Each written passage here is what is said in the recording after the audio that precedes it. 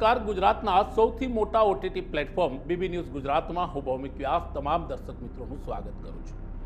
પ્રધાનમંત્રી નરેન્દ્ર મોદી સતત ત્રીજી વખત દેશના પ્રધાનમંત્રી તરીકે આજે સાંજના 7:15 એટલે કે 7 કલાકને 15 મિનિટે શપથ ગ્રહણ કરશે.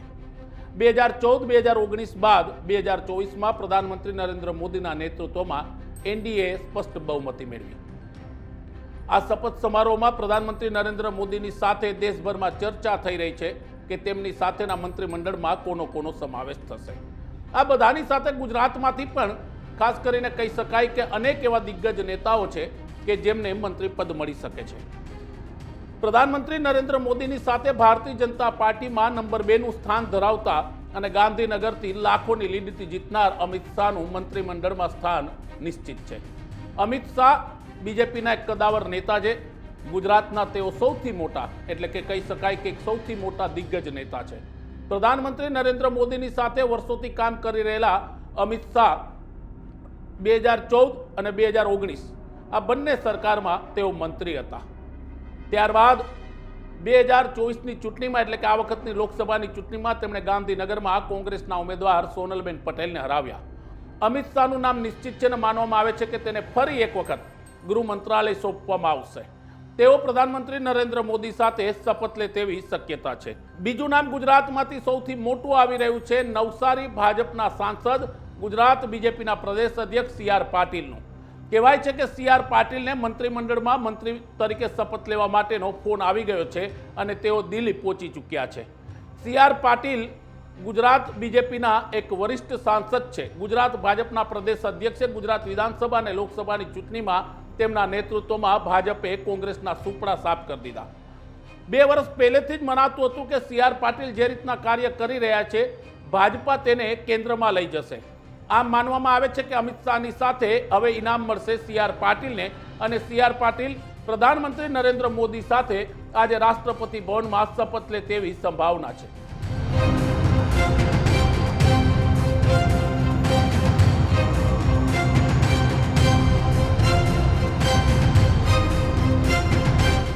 ગુજરાતમાંથી કોરોનાના સમયે સૌથી સારી કામગીરી કરનાર અને તેમને બિરદાવનાર મનસુખ માંડવિયાનું.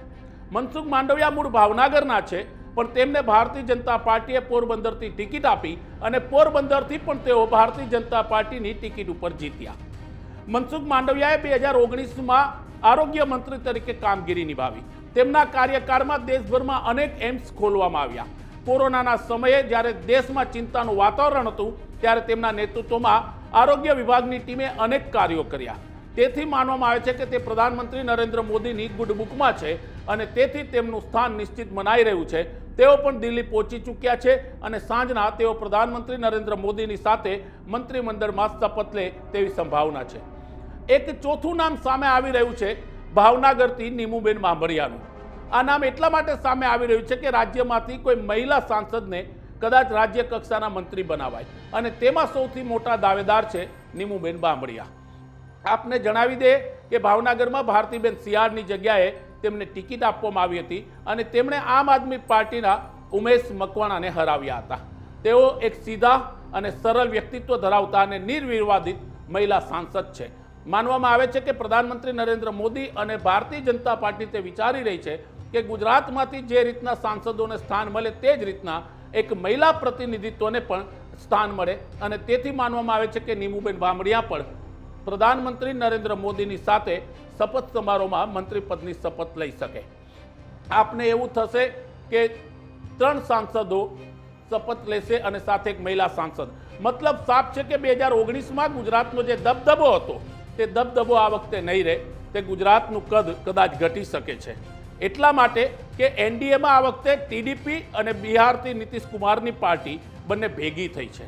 એટલે કે જમ્બો મંત્રીમંડળ બનશે અને આ જમ્બો મંત્રીમંડળમાં તમામ લોકોને સ્થાન આપવું કદાચ અશક્ય હોય. તેથી જે વરિષ્ઠ નેતાઓ છે કે જેમને કાર્યકાળનો અનુભવ છે તે નેતાઓને તે સાંસદોને પ્રધાનમંત્રી નરેન્દ્ર મોદી હવે આ મંત્રીમંડળમાં સ્થાન આપશે.